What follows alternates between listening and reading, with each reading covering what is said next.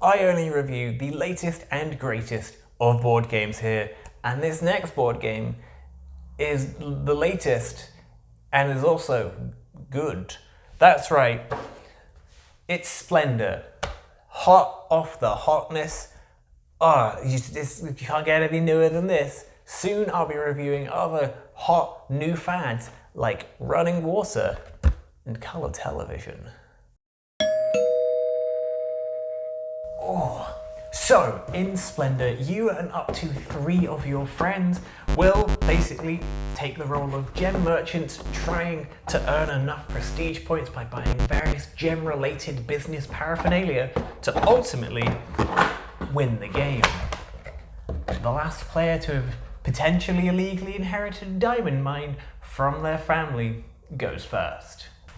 But wait a second, Chris, I know your grasp of time is loose at the best of days, but this game came out in 2014, so do you really have a hot and spicy take on this game that really makes it worthwhile to talk about Splendor in the year 2021? I hear you ask. Well, firstly, most of my board games, because having recently moved, are in boxes, or they're also in a box that I am currently using as a stand for my desk. So I was ultimately left with kind of a very limited number of games, and it's just whatever bubbled to the top in the move, which happened to be Splendor, which is a good game. It's fine, that's great, but it also encompasses something that I feel very passionately about. Unless people really do just want me to talk about Terra Mystica again.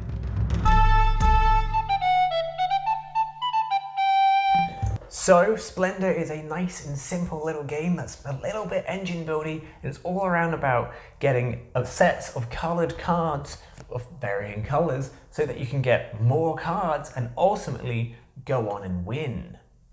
Remember as a child when you got really into fantasy games and thought that, you know, learning every single different type of gemstone that existed would be really helpful and play a significant part in your adult life, more so than it ever has or will?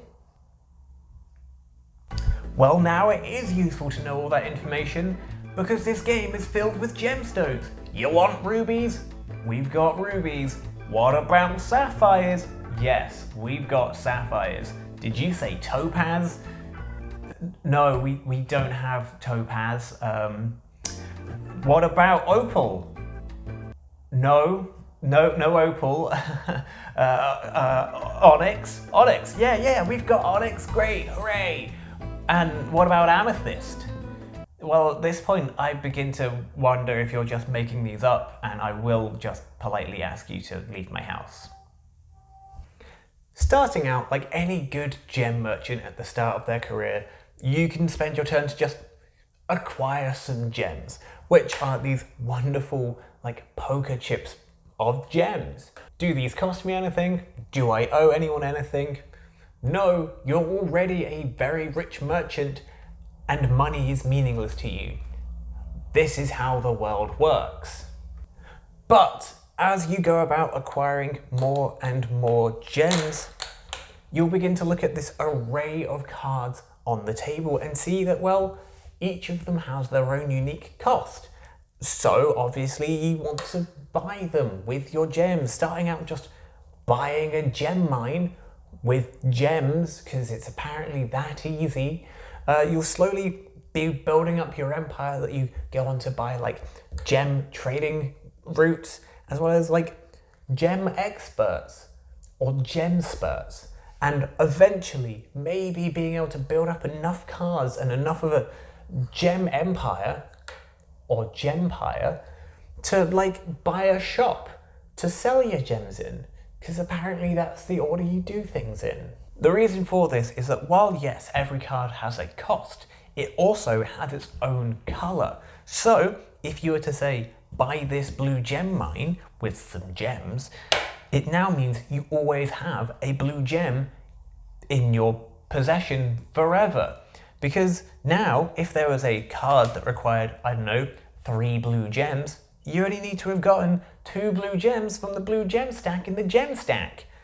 Because now, you always have a blue gem. It reduces the cost of essentially everything by a blue gem. Because there's always blue gems in the blue gem mine. The higher up this marketplace you go, the more and more expensive these things become. Like this one that is worth 7 black gems. And you may think, well, I can just spend, all of my turns slowly but surely getting all the gems I require. But, well, there are only 7 black gems in the entire game, and I guess you better hope that, no one picks up a single black gem. Also, some of these cost quite a lot of gems, and you can only have 10 little gems in your pocket at any one time, so that's probably not going to happen. But these cards also offer you a lot of juicy points that you need to win the game, because you see, these mines, well, they don't really score you any points, like, at all. This entire mine empire I've got going on, I've got 0 points, literally nothing. I am no closer to actually winning the game at all. But it means I have a nice, strong, foundational gem empire that I can eventually start comfortably buying all these cards that will get me points. And then finally, all the way at the top here, you've got Henry VIII. These are nobles who want you to basically collect enough cards of a specific set. So Henry VIII here wants you to get 4 black cards and 4 red cards. And once you do that, you've pleased the noble and you get a bunch of points and potentially steal the game away in a, big move. Can you make Henry VIII happy? No one can make Henry VIII happy. And that is pretty much it with Splendor. It is a delightfully simple game that starts you out, well, just grabbing all the very simple cards at the very bottom. You are constantly and always looking up the table, trying to plan out what you're going to get. All while also just trying to keep an eye on what everyone else is possibly doing and who's running away into the lead. Sure, you could be pleasantly going along, building up your mine empire, but over there, your friend already has 11 out of 15 points, and you have, well, 0. But the brilliant thing with Splendor is that player may have crested just a little bit too early. They're still having to rely on picking up these gem poker chips to just, be able to afford things. So they're just slowly crawling their way towards the finish line to just try and get that last single card, gem at a time, at a gem. But you've got a nice groundwork, and now you're going to be snapping up cards from the table in a big gem explosion. Gemplosion. Splendor is such a fun and simple game, and I wouldn't really change much about the presentation. These poker chips of the gems are so wonderful because they've got that nice tactile feel as you slam them down as you're making a big purchase, or just fiddle with them as you're mulling over the next decision you're trying to make. Or maybe the room will be so tense because one player's really close to the end, another player's chasing up behind them, and you're just sat there knowing that you're this close to finally being able to please Henry VIII, the King of England. Splendor is quite simply splendid. Oh, it is such a good and wonderful game. It is so simple and so nice that it's great for introducing people to the board gaming hobby. But also, it's such a nice and simple game that, well, it's always fun to return to it after not playing for several months because you've gone down some other avenue of playing Terra Mystica a lot, and then you come back and you're like, oh, this is such a nice palate cleanser after playing a grand, massive game. So why is it that whenever I look at Splendor, I am filled with so much indiscriminate rage? It's, well, this. Not the box art, for example, or the art style. Like, for example, I thought the box depicted a ninja for almost until yesterday, and only now do I realize it depicts a dude doing some gem work. No, what I mean is the size of the box, which is almost as large as the box for Root.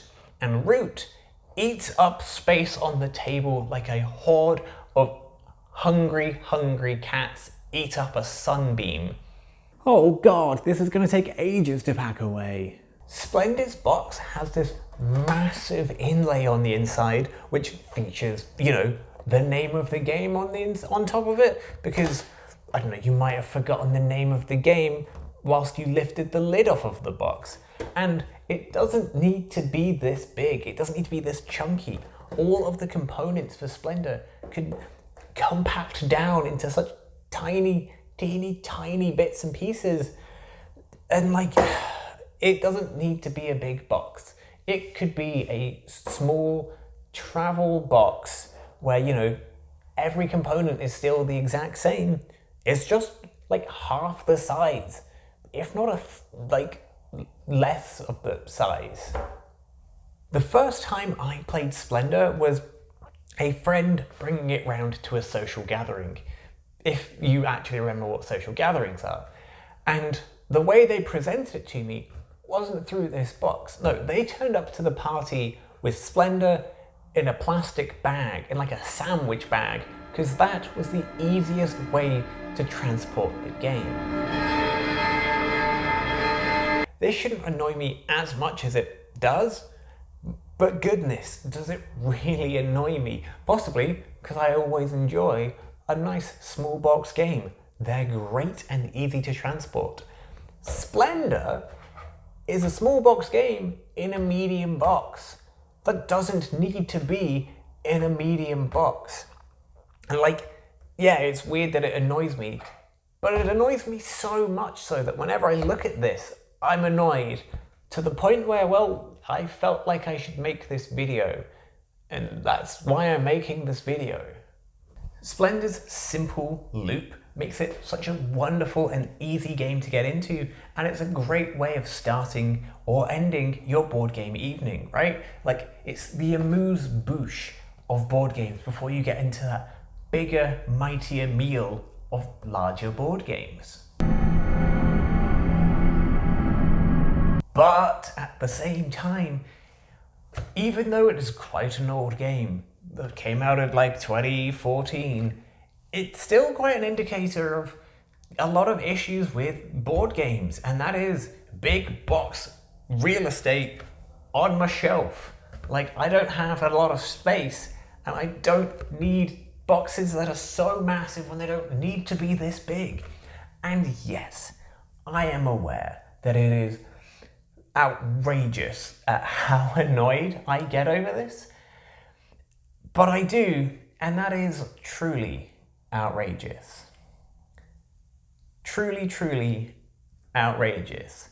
It's truly outrageous. Truly outrageous. It's truly.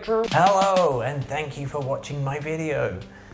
It's from the echo chamber, where everything is very echoey, and I seemingly don't own anything at all. If you liked this video, why don't you let me know?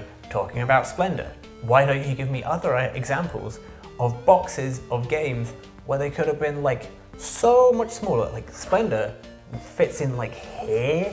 It's ridiculous. Give me examples. I'll love them because I'll be annoyed by them. Otherwise, you can check out some of my other videos. This one, it's about a video game called Monster Hunter Rise. It's good, I'm still playing it. It's a problem. Or you can check out a board game review I did, which is down here, about a board game called Skulk Hollow, which is about foxes killing big monsters. Or you can click on my face orb, where you can subscribe by clicking on my face. Thank you and goodbye.